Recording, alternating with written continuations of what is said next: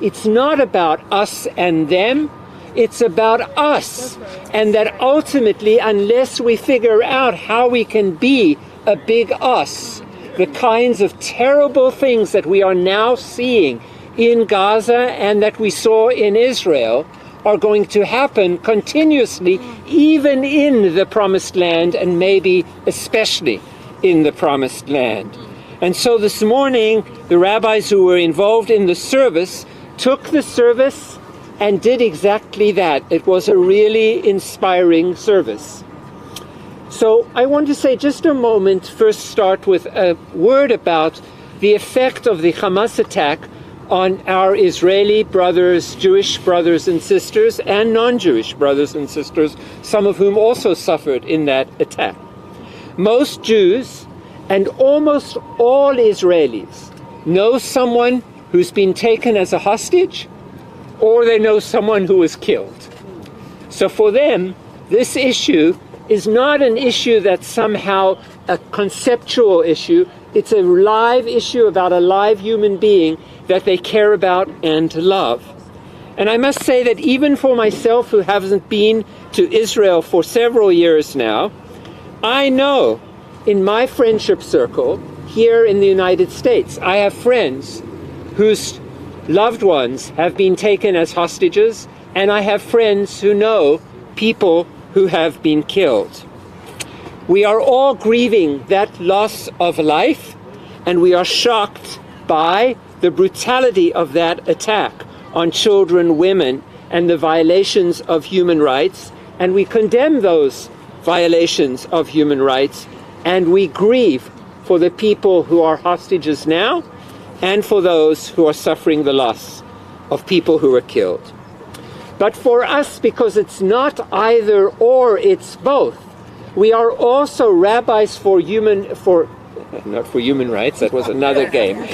We are also rabbis for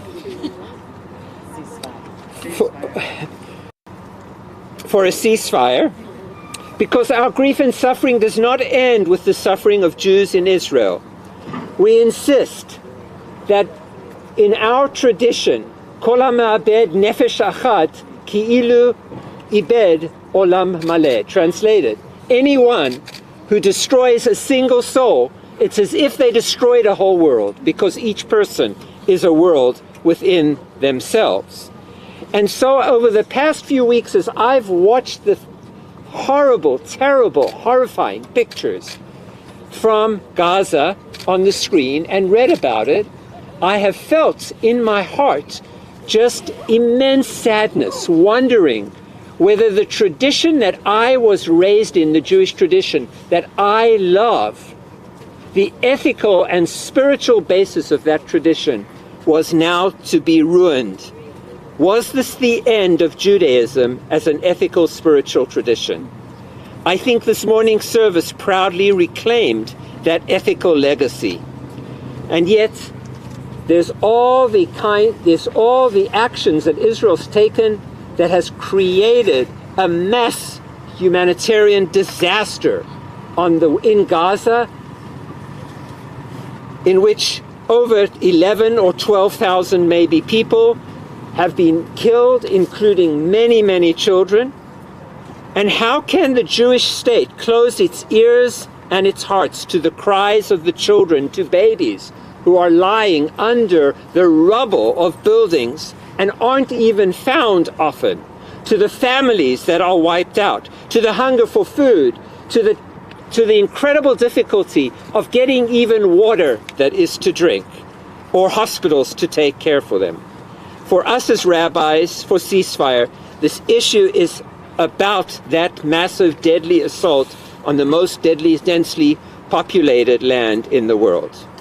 I was born just 7 years before the Holocaust. Never again was central to the Judaism I learned as a child, and never again has been important part of the Jewish tradition. This is a moral outrage that is happening.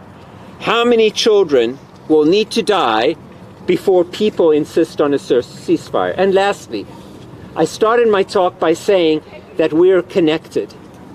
The problem that we have in the Middle East is precisely because the parties, and both parties, but especially Israel as the dominant party, has refused to negotiate in good faith for a sharing of the piece of land that both peoples live on. And that needs to happen because the future, the safety of the Jewish people and the Palestinian people are intertwined. Apartheid in Israel must be abolished. It must be abolished. And Gaza must be rebuilt. And we must create a place where Jews and Palestinians can live in equality, freedom, and justice. So thank you for calling a ceasefire, and thank you to all the rabbis that led us this morning in suggesting it's not either or, it's both and that's the spiritual insight of this moment. Thank you. Amen, amen. Thank you, Rabbi Walt. And thank you to all the members of Congress who have signed on to this resolution. We're grateful for your leadership, for your bravery in working to save lives and to take this first step to true safety and freedom for both Israelis and Palestinians. I'm deeply honored to introduce Congresswoman Tlaib. We in Detroit are proud to call her Rashida. She spoke the following in a moving speech from the floor last week. She said, "I'm the only Palestinian American serving in Congress, and my perspective is needed here now more than ever. I will not be silenced, and I will not let you distort my words." Where is she? Rashida.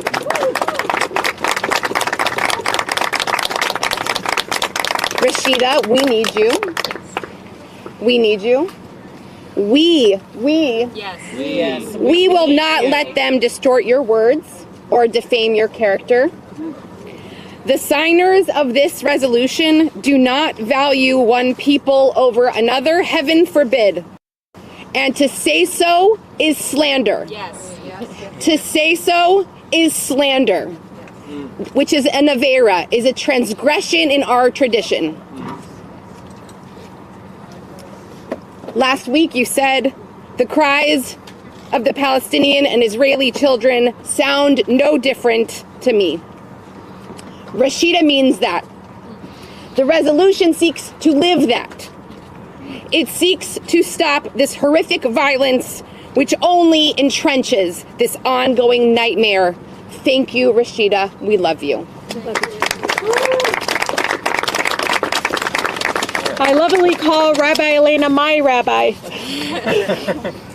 But I want to thank you all so much for your courage, because I know it's not been easy. I know for me, my Jewish neighbors in my district, in the 12th Congressional District, I talked to one of my Jewish neighbors who's a leader in the Jewish community, who said, "You know, Rashida, my children are in Jerusalem." I said, "My grandmother is in the West Bank with my cousins, my aunts, my uncles. We have more to lose if we don't get a ceasefire, if we don't move towards coexistence and towards understanding this violence is not making anyone safe." So thank you again. I am proud, incredibly proud, to stand in solidarity with the rabbis here, the Jewish peace advocates here today calling for an immediate ceasefire and end of the violence. Thank you again for your voice and courage at this moment in time. While there are growing attempts to silence those speaking up for human rights, even in this chamber, fighting to save lives, no matter faith, no matter ethnicity, should not be controversial. That's right.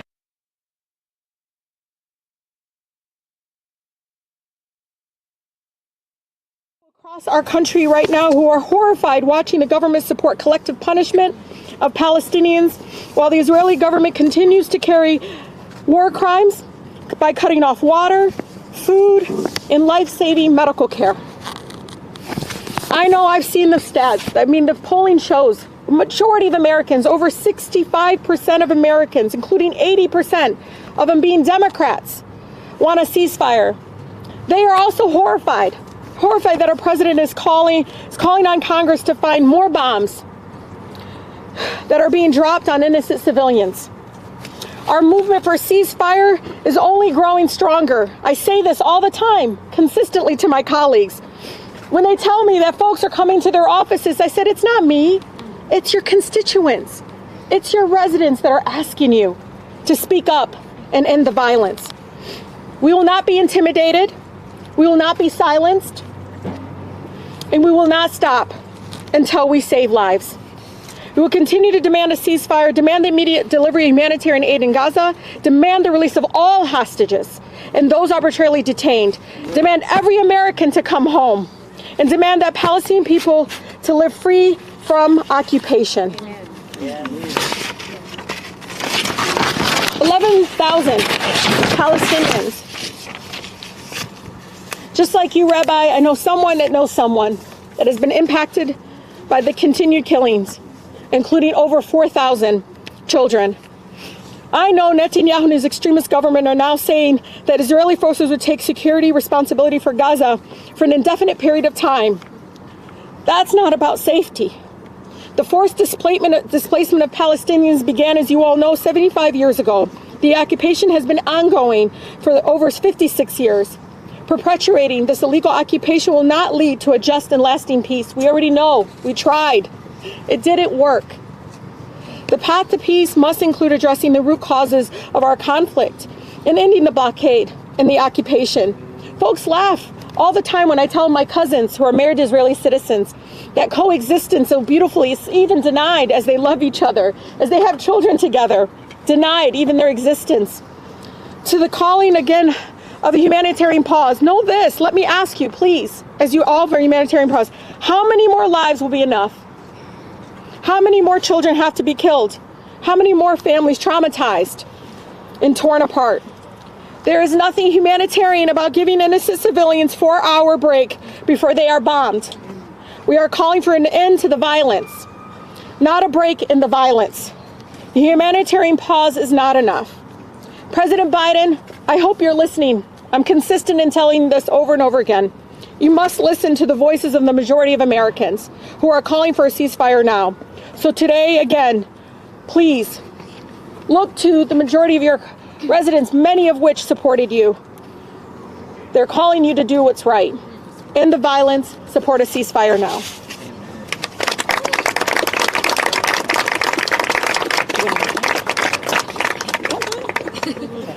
No, go ahead. I was just going to introduce you. Go ahead. The leader of the Ceasefire Now resolution, Representative Cori Bush. I love you. And I'm so honored to be here with all of you. And let me start by saying to everyone, thank you for joining here today, and specifically my sister in service, Congresswoman Rashida Tlaib, for all of your fight, for all that you go through that none of us even understand. And to all of my other courageous members of Congress who are here today in support of humanity, peace, and justice for all in Israel and in Palestine. And to my friends, to the rabbis who are standing up here today, first of all, thank you for welcoming me this morning. Thank you for showing so much love and support and also grace. And to those who traveled here to DC today to demand a ceasefire, I want to thank you for not only your courage, but for your unwavering commitment to humanity and to the belief that all life is precious. I know that I heard earlier today from one of our rabbis that all life is sacred. Sacred. Israeli lives and Palestinian lives are precious, are sacred. That Muslim lives and Jewish lives and Christian lives and Hindu lives and every one of us, all of our lives are precious, are sacred. That every human life is equally precious, and that the taking of every life through violence is equally repugnant. Your presence here today exemplifies your commitment to your faith beliefs without exception. Together we grieve and mourn the 1,200 Israelis brutally murdered and the 250 people taken hostage by Hamas on October 7th. We grieve and we mourn the over 11,000 Palestinians, 2/3 of them women and children, who have been killed in Gaza and the West Bank by the Israeli government. We grieve and mourn the depraved, unconscionable attacks on places of refuge, including schools and health facilities and places of worship as the world watches. We grieve the babies in incubators being left there to die. And it makes me think about my own baby, my premature baby that was born at 23 weeks. I was less than 6 months pregnant, and all I wanted to do was see my baby alive. All I wanted to do was make sure that the ventilator worked. All I wanted was to make sure that the doctor saw my little black baby on Medicaid as equal to the white babies laying there with coverage. That was commercial. I can't fathom what these parents are going through right now. My heart breaks. As I grieve and I mourn, and as innocent people continue to be killed daily, I look to my own faith, and I am constantly reminded of a prayer that I learned as a child, and one that I've turned to a lot lately. Lord, make me an instrument of your peace. Where there is hatred, let me sow love. Where there is despair, let me sow hope. That part of that prayer reminds me that we all have the ability to be champions of love. We have the ability to be champions of justice. We have the ability to be conduits of peace. No matter your faith, your background, your nationality, your ethnicity, anyone, regardless of what you did yesterday that someone may deem ugly or unacceptable, you can still stand on the side of justice. You only need to be yet willing. So often my colleagues in Congress quote Dr. King. They evoke Dr. King. They misappropriate Dr. King. But would they have stood with Dr. King? This is that type of moment, the moment where it hurts, the moment where you're isolated and you're alone, but it's the right thing, it's the necessary thing, but it is not the easy thing. The time to lead is now, and it isn't easy. They label us anti-Israel, they label us anti-Semitic, and they label us terrorists. They lie about us and they smear us. But we know the truth, and the truth stands. We are rabbis.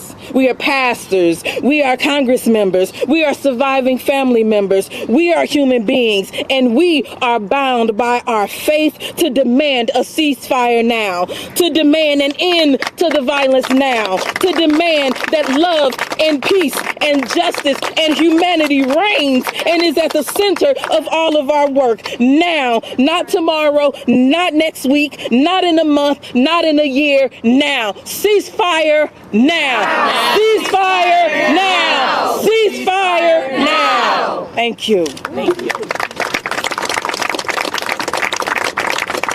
I'd like to invite up Representative Alexandria Ocasio-Cortez.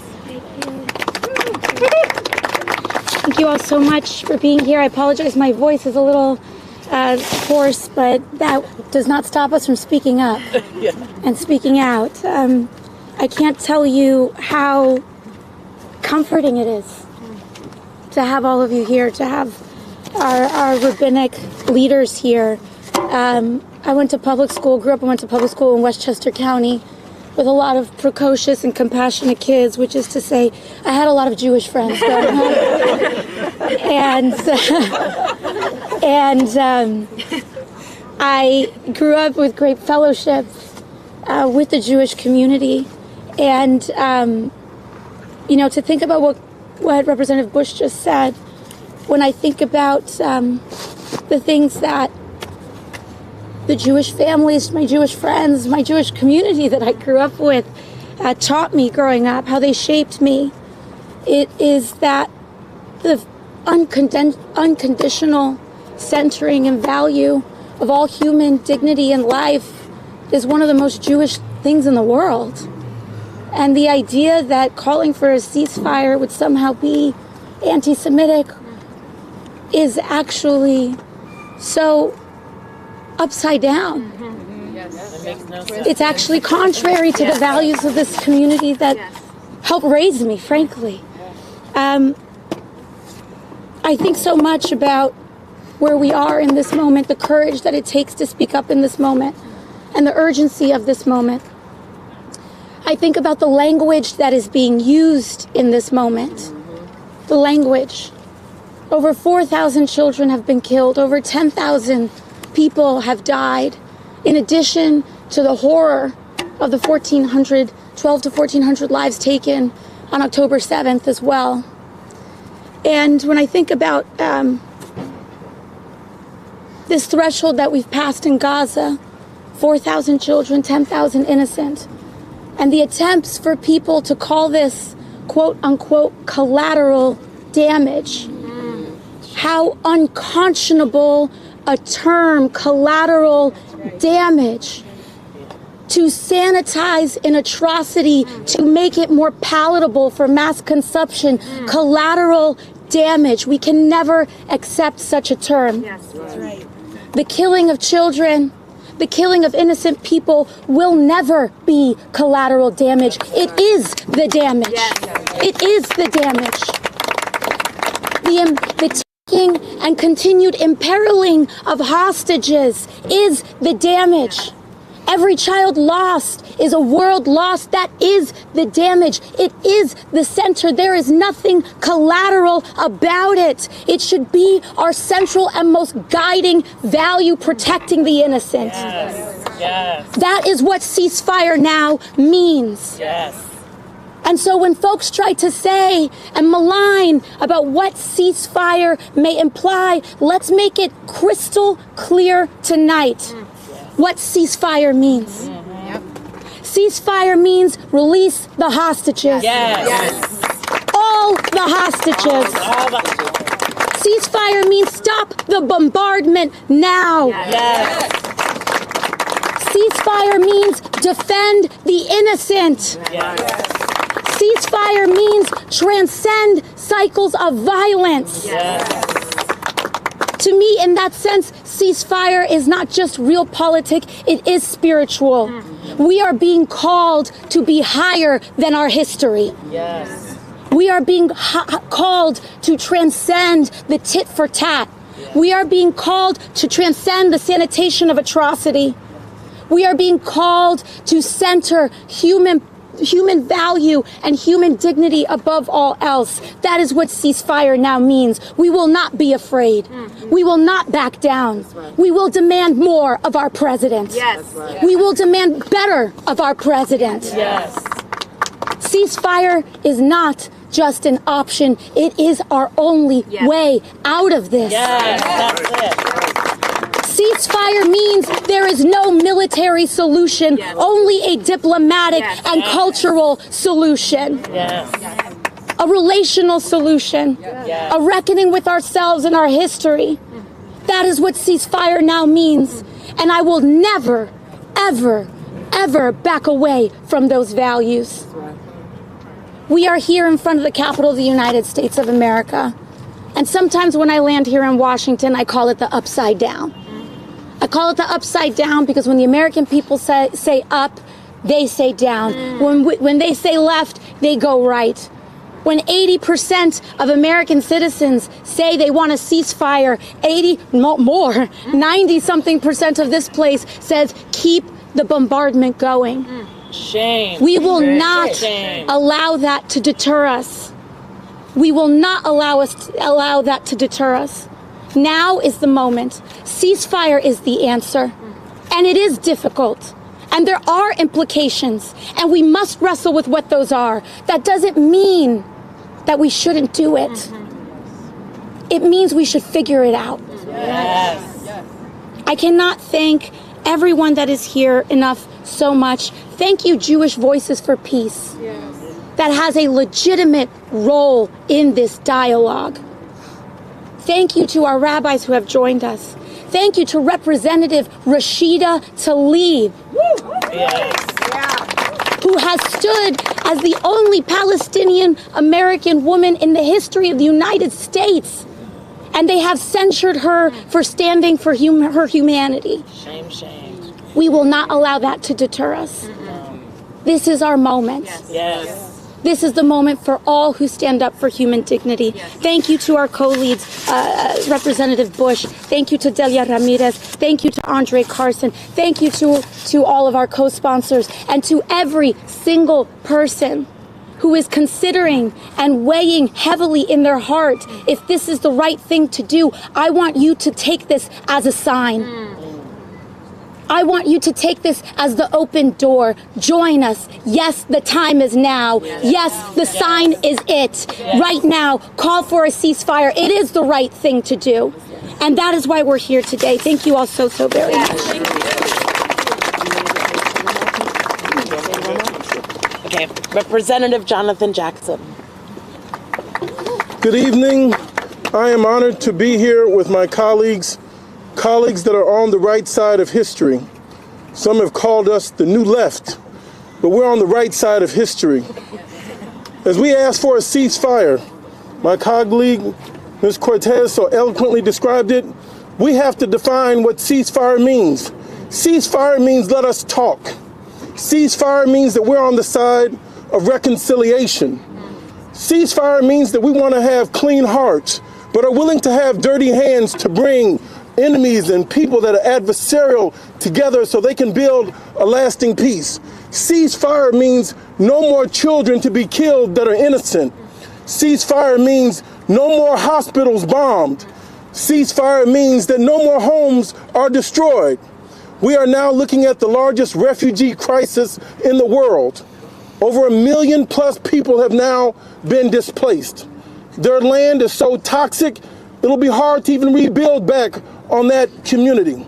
I had the opportunity just this past September to go with AIPAC on a trip to Israel to see the motherland. And they also took us to Rwanda. They were eager to show us, many of the Israeli officials, the connection they had with Rwanda, both having a shared history, one of Holocaust and both of genocide. In Rwanda, let me remind you that in 1993, 1 million people were killed in 100 days. One of the most bloodied, soiled parts of our earth. In 2003, 5 million people between the DRC and Rwanda were killed on that soil. But what did Rwanda do? They used their intelligence and went after the 30,000 perpetrators of violence. And now Rwanda is a peaceful, loving nation that has taken people to an international court and has received justice. Rwanda now has the 4th most amount of people on peacekeeping around the world. If it was good enough for Rwanda to seek peace and reconciliation, it is good enough for the Israelis and the Palestinians to work towards reconciliation. When Nelson Mandela came out of jail, you remember, he, along with his jailer captor, both received the Nobel Peace Prize at the same time. We did not ask them for violence. We asked them for reconciliation. African Americans, after 400 years, no one at any time has told us to seek retribution and vengeance. They ask about reconciliation. So to my Jewish brothers and Palestinian brothers, we are fighting for you. We're here today across many ethnic and racial and ecumenical lines. I want to thank the Jewish rabbis for the courage. I know the venomous things that have been said to you. These are the blessed peacekeepers in our scriptures. They teach us in the book of Matthew. Blessed are the peacemakers, not the peacekeepers. The peacemakers are the ones that are willing to have dirty hands to reconcile. People aren't on the same page. The rabbis, thank you for taking the lead. You're outstanding to your community. You're outstanding to our country. You're outstanding to your nation in Israel. At this time, I would like to ask my next colleague, who is coming up, to the honorable, distinguished, keenly articulate and persuasively analytical, the Congresswoman from the great state of Illinois, Congresswoman Delia Ramirez.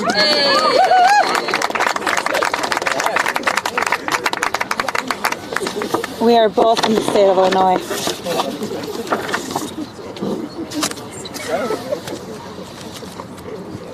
I am repeating this worship song that I learned in church as a little girl as Reverend Cory Bush talked about peace.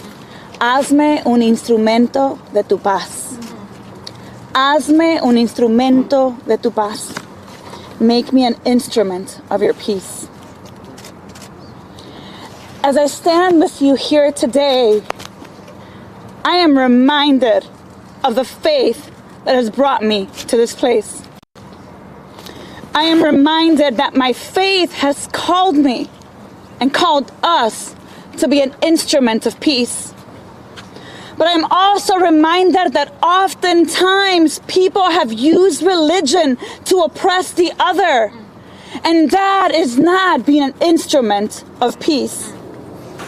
In this difficult time, even when our words have been distorted, when our character has been questioned, and we have endured threats of violence, I choose to be faithful. Full of faith. I choose to be sure in my hope that we can uphold our shared humanity, even when we disagree. That we can pursue long-lasting peace through diplomacy. That we can realize free and safe communities where all people flourish. My hope is informed by my certainty of all that we cannot always see. That we are interconnected and we are interdependent on one another. That our futures are bound together. And that we cannot bomb our way to a true and long-lasting peace for both Israelis and Palestinians. And friends, I believe that remaining hopeful is also an act of resistance. Because in hard moments when faith feels so difficult, I've been here 11 months, I can tell you every single minute has felt difficult. Not every moment. Most moments. I am also reminded that I'm not alone. That you are with us. That they are with me. And that we are with the people all over the world calling for a ceasefire right now.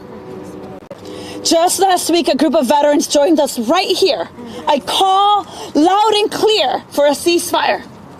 They talked about what they have to relive every single day as they were enlisted post 9/11 and what they're still remembering every single moment.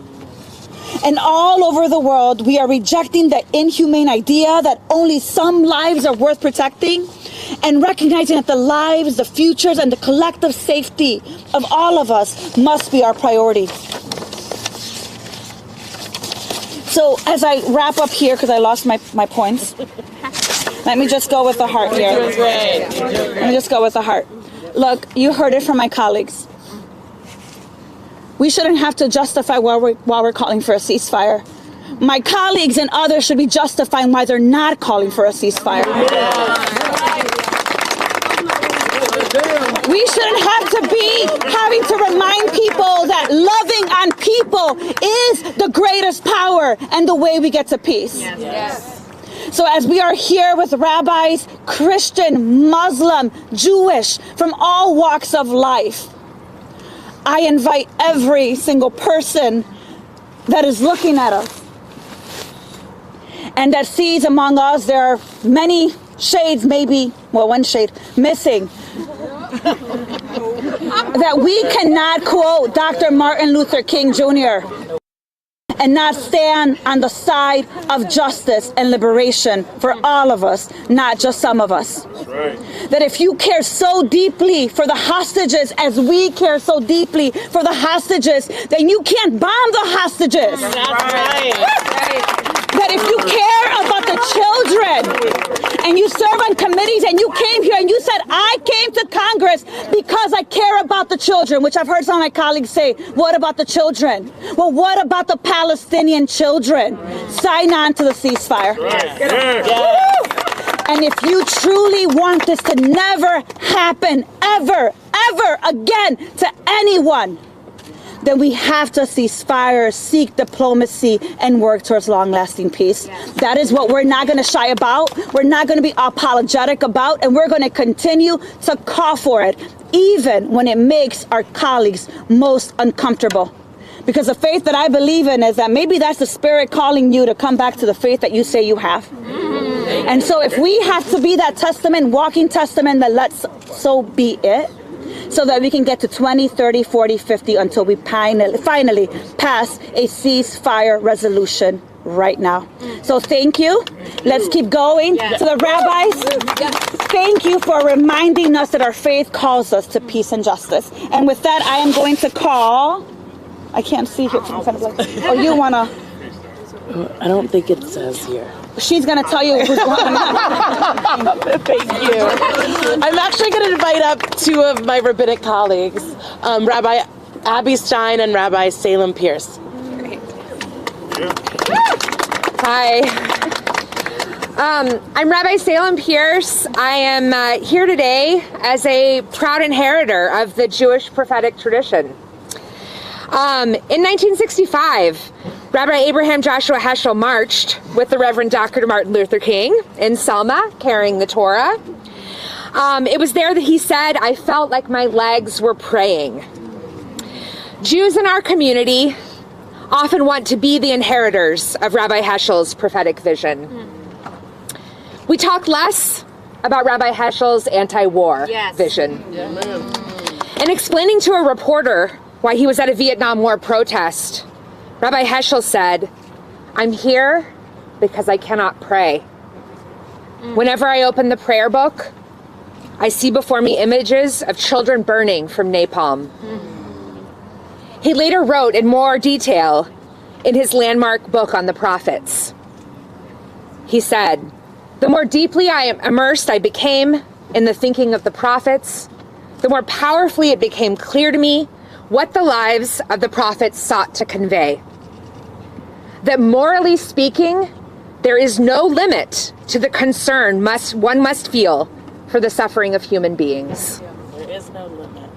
It also became clear to me that in regard to cruelties committed in the name of a free society, few are guilty, while all are responsible." He quotes Leviticus, "Thou shalt not stand idly by the blood of thy neighbor." And he says, this is not a recommendation, but an imperative, a supreme commandment. So it is in Rabbi Heschel's spirit that I'm here today as a rabbi for ceasefire. I'm here because I cannot pray. I'm here because when I open my prayer book, I see kidnapped and killed children. There's no limit to the concern I feel for the suffering of human beings. I may not be guilty, but I am responsible. And I will not stand idly by the blood of my neighbor. Yes. Yes.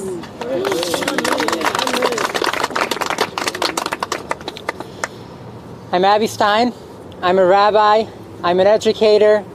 I'm a queer Jew from New York. And I'm also an Israeli citizen. In Sefer Devarim, in the Torah, in the book of Deuteronomy, we're told of what to do if there's a dead body next to a city. The elders, the leaders of that community are invited up, and they have to say, "Yedeinu lo shafchu et adam hazeh, ve'eineinu lo ra'u." Our hands did not shed his blood, our eyes did not see who did.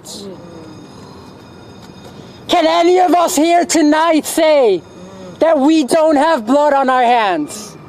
Because none of us can say that we did not see. I'm standing here not in spite of the fact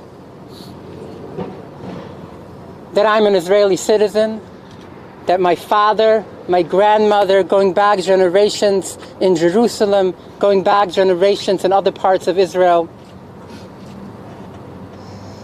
I'm not here in spite of that, I'm here because of it. When I call for a ceasefire, It's for my family, for my aunts, for my uncles. It's for my son who has 3 Israeli grandparents. Because I know that none of us will ever be safe while we keep doing what we're doing. Yes. I woke up on October 7th, and as soon as I heard the news, I felt that I'm going to know people who were there. I'm part of a tight-knit community of people who tend to go to parties on holidays, to put it short. It took me just a few hours to realize that 4 people that I knew were missing. It took me until Wednesday, as I went back and forward with a friend of mine's sister, a woman 7 months pregnant, trying to figure out what's going on with her brother. We finally found him after a few days, after his body was identified. This is personal, but it shouldn't have to be.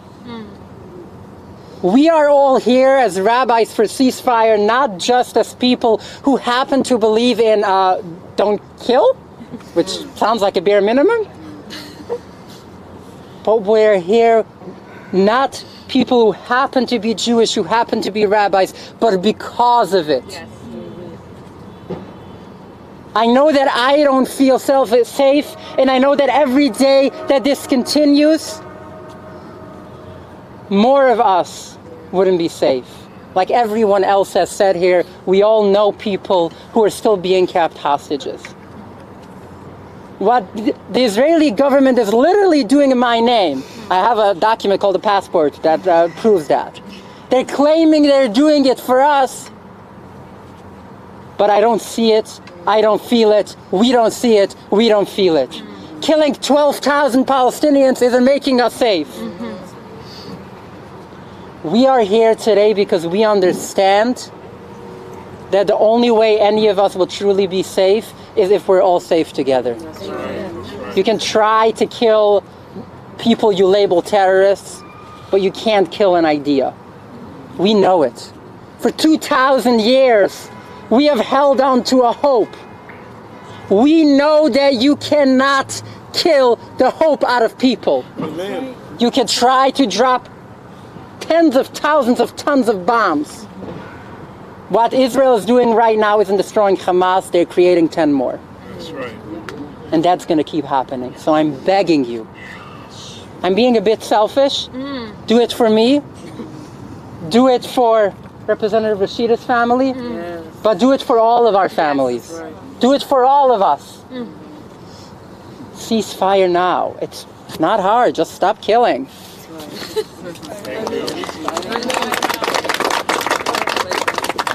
I'd like to invite up Representative Nadia Velasquez. Good evening, everyone. And I am so proud of Rashida Khalid. She just stepped out. And I am so proud of all my colleagues here. And I am so grateful that you are here. You see, this place could be a lonely place, especially during difficult times. So we needed your voices. We needed your presence. And I am here standing before you as a Puerto Rican woman. My homeland, Puerto Rico, still is a colony of the United States. And we are still struggling for 124 years to give and to recognize the right of the people of Puerto Rico to self-determination. So this, to me, is personal. And I feel that this moment has found us, that we are committed to use the power of our votes, the power of our presence, to make the case that in this instance, we choose life over conflict. We choose life over war. History will judge us. Yesterday I was in Puerto Rico. We were in a conference there, 2,400 Puerto Ricans from the Puerto Rican diaspora. And some of my friends asked me, Nydia, this is a political risk that you're taking. And I said, this is not about a political decision. That's right.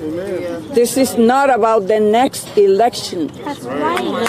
That's right. This is about who we are and the values that bind us together. So to watch the images coming out of Israel and see the brutality and the atrocities that were committed, it just moved us. There is so much pain. And there's so much pain watching the atrocities that have been committed against the Palestinian people. Because the Palestinian people are not Hamas. That's right. That's right. But how do we protect the lives of the Palestinian people in the quest of destroying Hamas? And the previous rabbi said it well.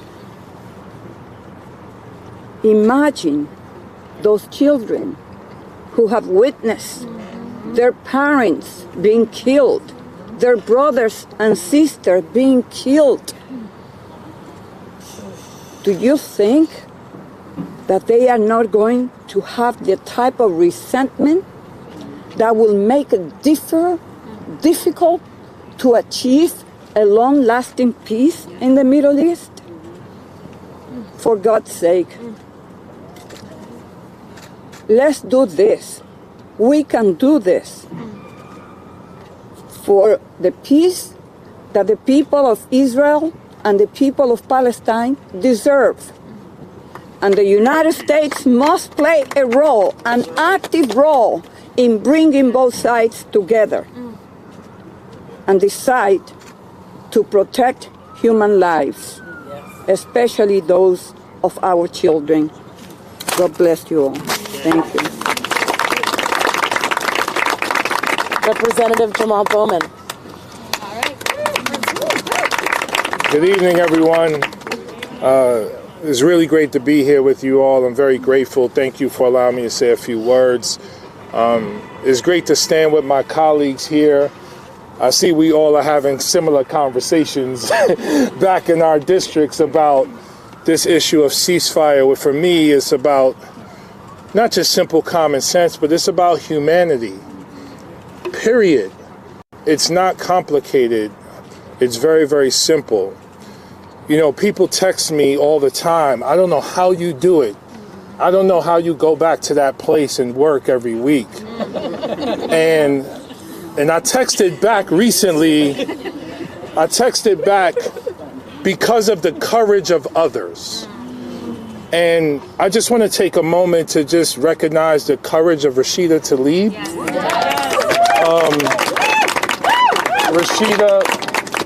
Rashida, I love you so much. And your courage is why I'm here, standing here, calling for a ceasefire. It's because of your courage and who you are and what you represent. Thank you to the rabbis for ceasefire. Thank you so much for being here and being a part of this. You know, unfortunately, in my district, 26 rabbis wrote a letter against me calling for a ceasefire. And I haven't been able to stand with them or visit any synagogues in my district. So to stand here with you is really humbling, and I'm really grateful for it. Thank you so much. And I've heard what was said here this evening before, that by me calling for a ceasefire with my colleagues and centering humanity, I am uplifting deeply what it actually means to be Jewish. Because I'm centering the way in which God wants us to live with each other. So I feel grateful to be standing here.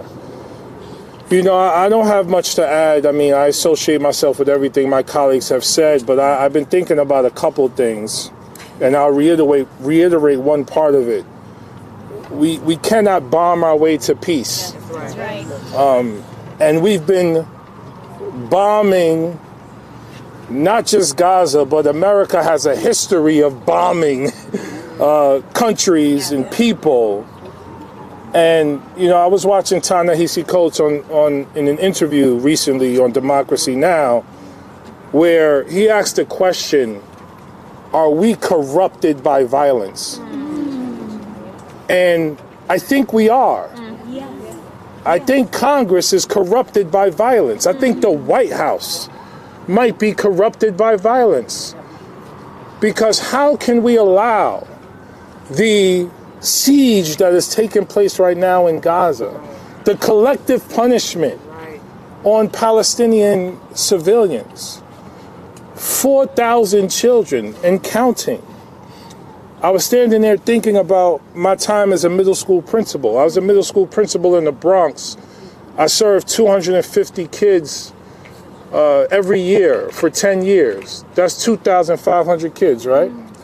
So imagine every kid that I've ever served murdered and killed 2 times over.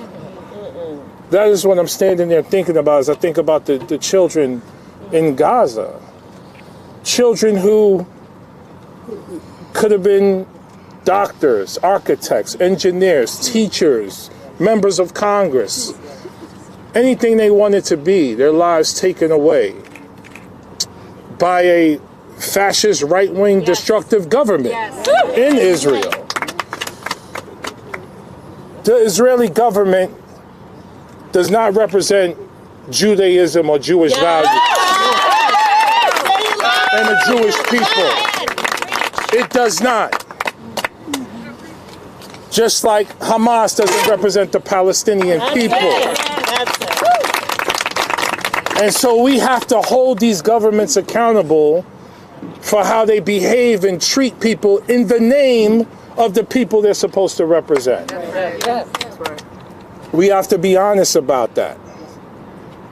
And I'm inspired by the movement that's happening in America and around the world calling for a ceasefire. Because it's this kind of movement that is going to force Congress to finally do the right thing. So we have to keep calling for and demanding a ceasefire. Because if we allow one child to be killed,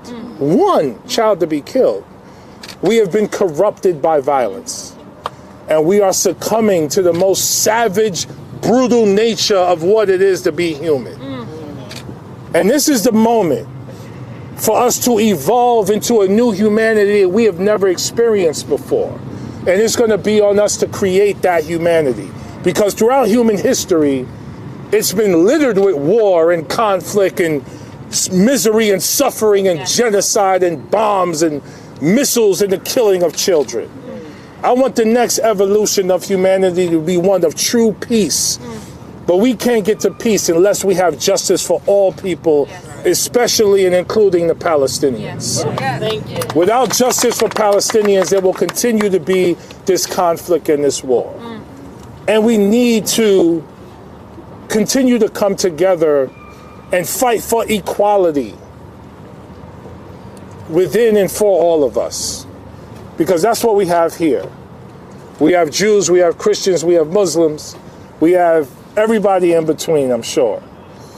But this is the coalition that is going to help us to realize, help us to manifest the best versions of ourselves as a human race. It is going to be all of us. So God bless you. Thank you for being here. Thank you for allowing me to say a few words. Thank you, Corey and Rashida, for writing this resolution. Because I didn't know what I was going to do when I saw that other resolution. I was like, yo, I can't sign that. And y'all came to save me, so I appreciate y'all. Thank you so much. God bless you all. And listen, we're gonna win for humanity. We're gonna win for humanity. Because this is not about power and land and money and nonsense that continues to kill us and destroy us. This is about people, and this is about love. And Corey, I don't know my Bible that well, but I know a couple lines. So I want to leave us with 3 words. 3 words from the Messiah himself. Love thy neighbor. Okay. All right, Corey, I got that? Love thy neighbor, y'all. Thank you all so much. You didn't know what he was going to say. Representative Summer Lee. Listen, thank y'all. When my brother Jamal gets on the mic, you don't know where it's going to go, but it's going somewhere that we need to be. I want to thank everybody so much for being here. I'm a freshman member. I'm Summer Lee. I represent the 12th Congressional District in Pittsburgh, a town that is reeling from one of the worst anti-Semitic attacks in the history of the United States. It's a community that has been in constant grief, not just since October 7th, but much longer, since 10/27 in 2020, or excuse me, in 2018. When I came into this job, I had no way of preparing myself for this, for the crisis of this magnitude, but not just the crisis, but the way that we are received in calling for common sense, a ceasefire, calling for peace, calling for love, calling for our shared humanity to be centered. And when I heard that these rabbis were going to be here, I, like Jamal and Corey, I also had rabbis who had taken issue with our stance. So to be here with courageous, bold rabbis speaking truth to power is medicine for my heart. Yes. That's right. Because I didn't know a pain could exist like this. But it's a reminder to me that our liberation is tied together. Yeah. We say it in the tradition of our Black movements for liberation, that our liberation is tied together. Right. So whether we're Black or brown or Muslim or Jewish, Israeli or Palestinian, here we are standing for our collective shared humanity. Yeah. And it is the highest calling of each and every one of us. Yeah. Today and every day, we are here together to hold the 1,200 innocent Israelis who were killed by Hamas, to lift up the 250 hostages that we are still, each and every one of us, still fighting to bring home. But we're also here because our hearts are big enough to grieve those lost. I got it right here, don't you worry. I'm a true millennial. That's why I pulled it out in the beginning to come with. But our hearts are large enough to grieve those lost on October 7th and every single soul since then. We can and we must also grieve the thousands of Palestinian civilians who have been taken from us. Every day, the humanitarian crisis in Gaza is becoming an unmitigated catastrophe. You've heard the numbers, and I will reiterate them because every time we say it, it is meaningful. 11,000 Palestinians have been killed, over 4,300 children, babies. There are 2.2 million people in Gaza. 1.7 million of them have been displaced. That's 77%. Back in my district, I met a community member who had lost 49 members of his family. I've since met other folks. Another person who had lost 99 members of their families. And that number isn't even unique anymore. Hearing that isn't even unique anymore. There have been full bloodlines that have been erased due to the indiscriminate bombings. Nobody is safe. Critical infrastructure is gone. There are no more universities in Gaza. Houses and churches and mosques, schools and playgrounds, marketplaces and hospitals have been targeted and destroyed. Hospitals. Just yesterday, Doctors Without Borders described the dire situation in Gaza. In the midst of the bombardment on hospital grounds, people are being murdered while waiting for treatment for their wounds that they came with. 3 babies have died in the NICU. There are 36 more babies who are fighting for their lives because there is no electricity, there is no food, and there is no water in Al-Shifa Hospital. This is why we are calling for a ceasefire now. We must understand the urgency of this moment. Rabbis and Jewish community members around the world are saying, not in our name. Not in our name. And my colleagues who are standing with us today are saying, not on our watch. Not on our watch, but we silently by as our colleagues and the president authorize more bombs to Israel, but band-aids to Gaza. That's right. Not on our watch will we co-sign what we know is a war on babies. Thank you. This right to defense does not mean a right to kill indiscriminately. This moment is now the movement and the call for peace that we need, a call to center our shared humanity, and we are our nation's pro-peace movement. Yes. All of us who are seeking to build a future where everyone, no matter where they live, has the opportunity to achieve their dreams free from the worry of death and war and destruction. So thank you so much to the rabbis who are here with us today and who welcomed me and our colleagues here. Thank you for your courage and for your strength. I'm committed, we are committed to continue in this fight, shoulder to shoulder with you for peace, for human rights, and for the fight against anti-Semitism here and everywhere that we see it, and for the dignity of all people. I don't know who we're calling up next, but let me say, this has been Ayanna Pressley. Ayanna Pressley. But let me say, we pray for the day where the line to speak is so long, because every single one of our colleagues is calling for a ceasefire, and every single one of our colleagues is calling to protect life, to protect babies. So next up, my sister in service, Ayanna Pressley.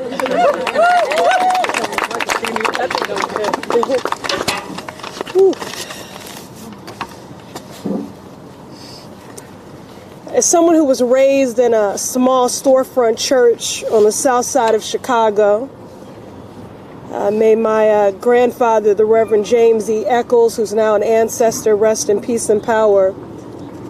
Whenever I felt burdened, my grandfather would sing a song we very often sang in church: "Weeping may endure, but joy comes in the morning." Weeping may endure for a night, but joy comes in the morning. Joy has not come. Joy has not come because my heart is heavy with grief. It grieves for the 1,200 Israeli civilians who were heinously murdered by Hamas on October 7th. It grieves for the 240 hostages still held by Hamas and their families. And it grieves for the over 11,000 Palestinian civilians killed by the Israeli military in the weeks since, nearly half of whom are children. Joy has not come in the morning because the loss of life we have seen in a mere 5 weeks is overwhelming, devastating, incomprehensible. Entire generations of Palestinian families erased entirely. Again, vengeance is not a foreign policy doctrine. Yes. Right. Hospitals bombed, electricity shut off, food, fuel, and medicine dwindling, clean drinking water essentially non-existent. I stood at this podium 3 weeks ago to mourn the 1,100 Palestinian children killed by Israeli bombs. Today, that number is nearly 5 times higher.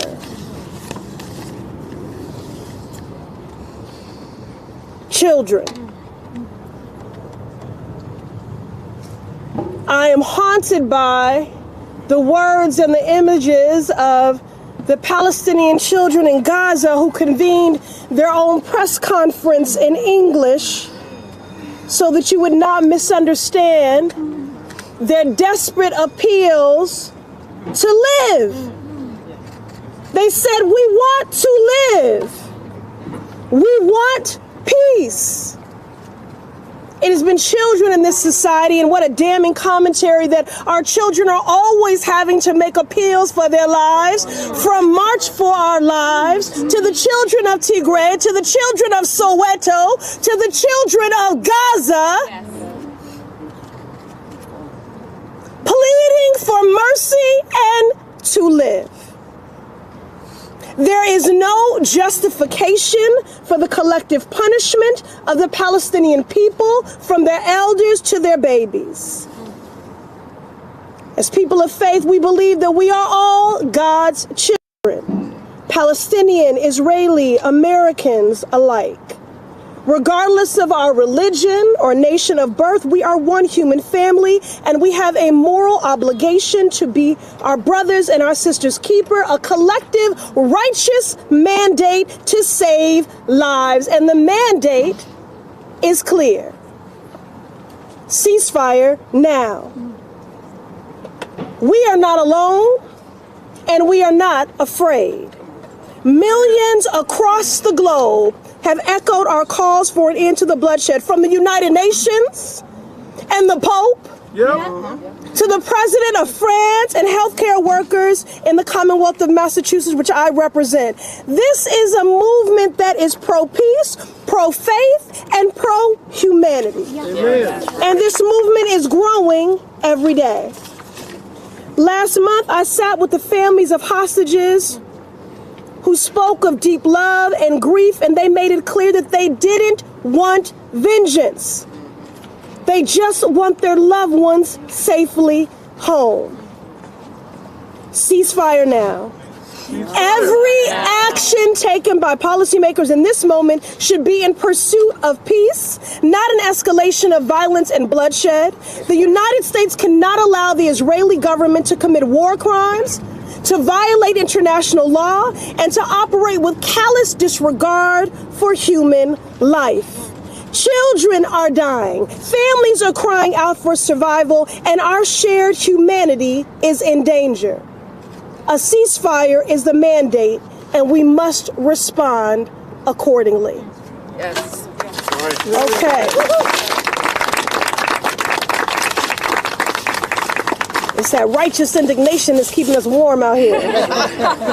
Okay, so now I think we'll bring Representative Omar. Yeah, and then we'll have some final words from Rabbis after Representative Omar speaks. All right.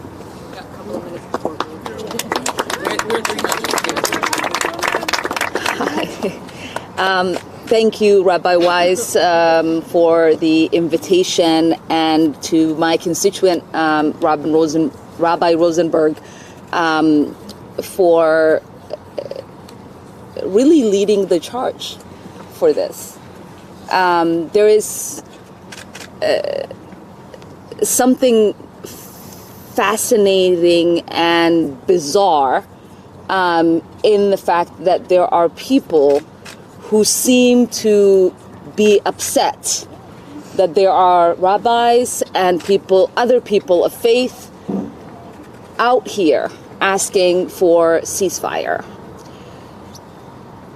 And it's bizarre, because you would assume that if you are a religious leader, if you are a faith leader, that your number one priority would be to look into your faith, into the teachings of your faith, and to say, I oppose violence. Yes. I oppose the massacre of children. Yes. I oppose the destruction of lives. Yes.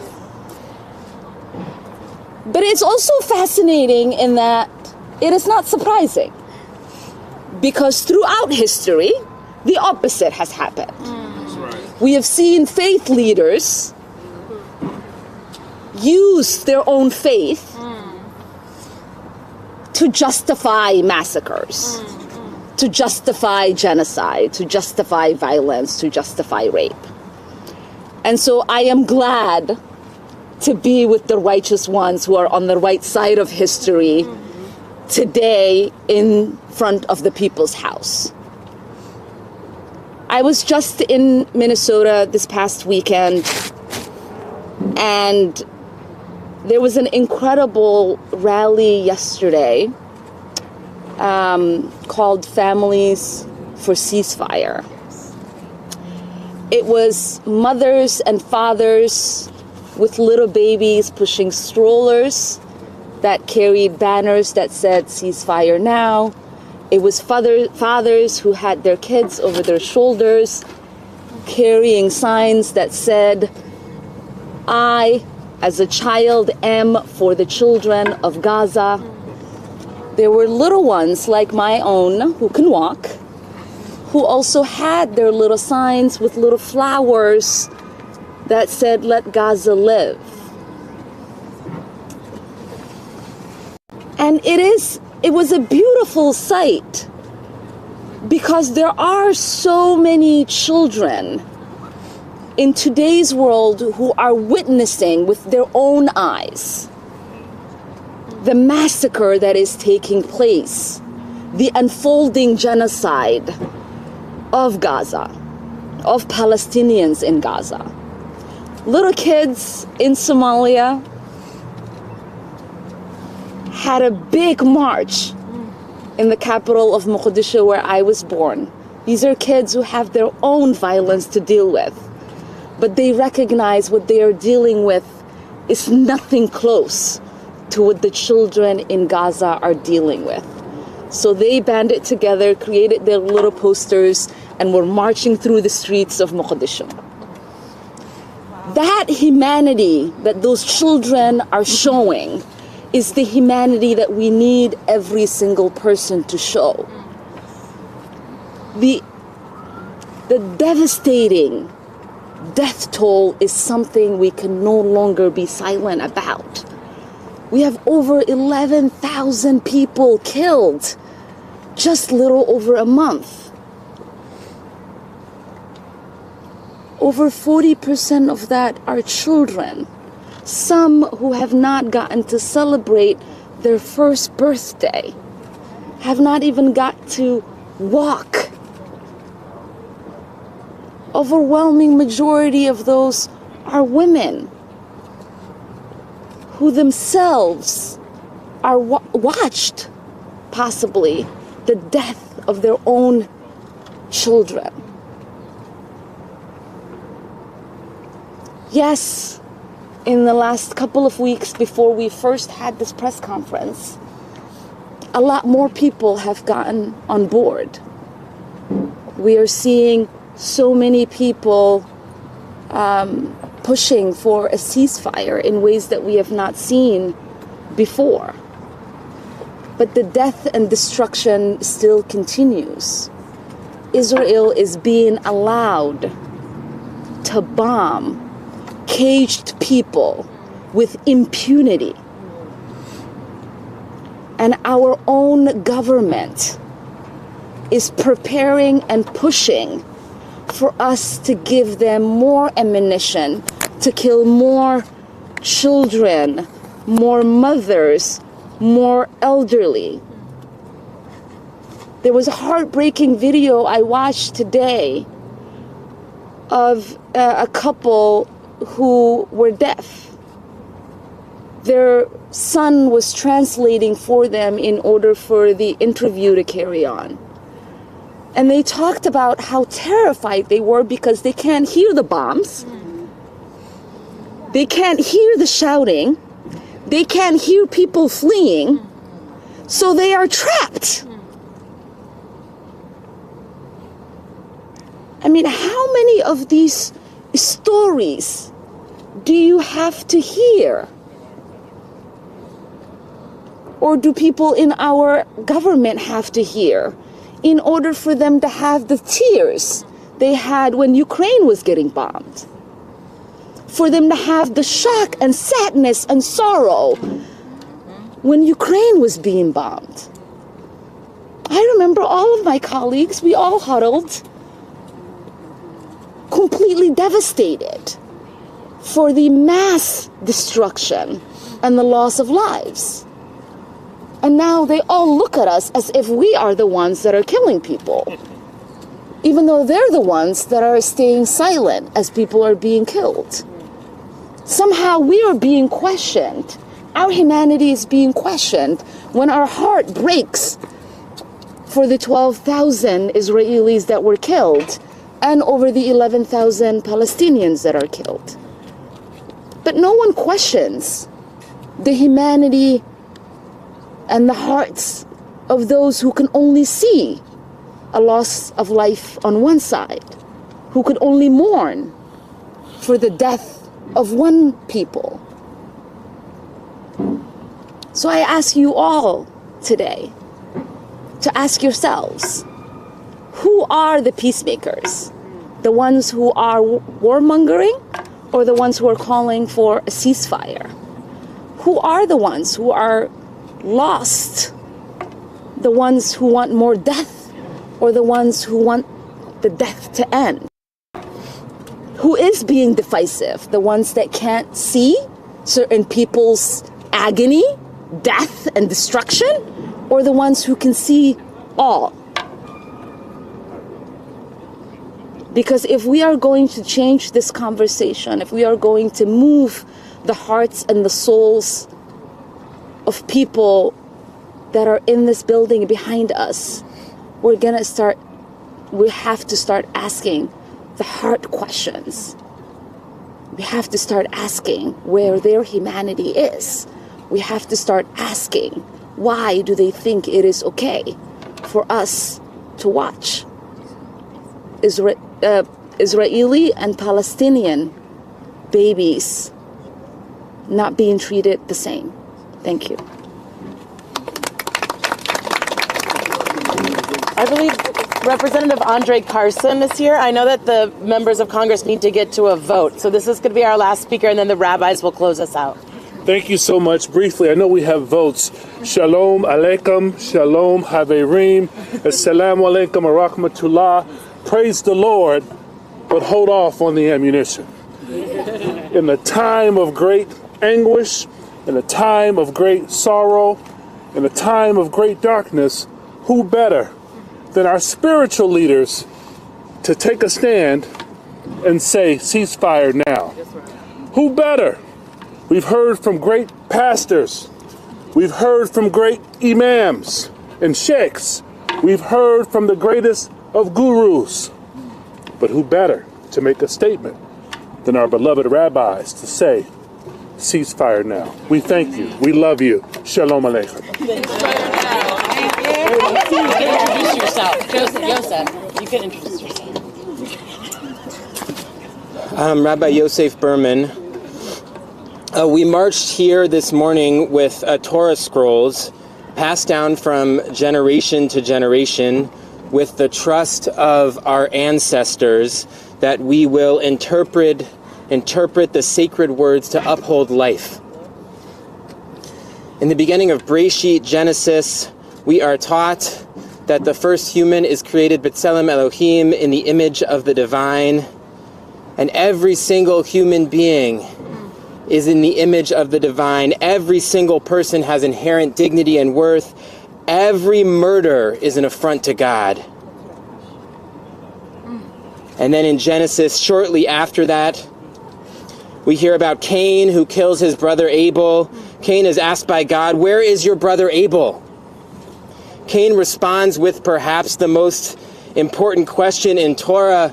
He says, "Hashomer achi anochi?" Am I my brother's keeper? Am I my brother's keeper? Yes. Yes. It is the only way forward. We are all responsible for each other here. Israelis and Palestinians are responsible for one another. We are all responsible for one another. This is the only true path to safety for everyone, to lasting peace. As Heschel said about the war in Vietnam, morally speaking, there is no limit to the concern one must feel for the suffering of human beings. We are here because we hold in our hearts the suffering of our people, of Israelis killed on October 7th, of the hostages and their families, and we hold the suffering of Palestinians in Gaza fleeing bombs with nowhere to go. No limit to concern. Every murder an affront to God. Yes.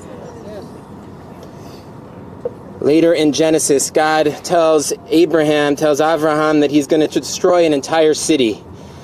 Abraham says to God, "Chalil alecha. Kadavar hazel hamit sadikim rasha hashofet kol haaretz lo yaseh mishpat." Far be it from you to do such a thing, to bring death upon the innocent as well as the guilty. Shall not the judge of all of the earth deal justly? To those who malign your work for peace, who distort our call for ceasefire, we remember Heschel, who taught that surely they cannot claim greater majesty than God. I am grateful for the courage of the members of Congress who are here. Thank you for your clarity, for your courage, for fulfilling your responsibility. To other members of Congress, we implore you to take action, and we will be here with you and for you. Amen. Actually, it turns out that you have to go. Okay. I'm going to go vote and come right back, okay? Okay. Okay. So we have to go.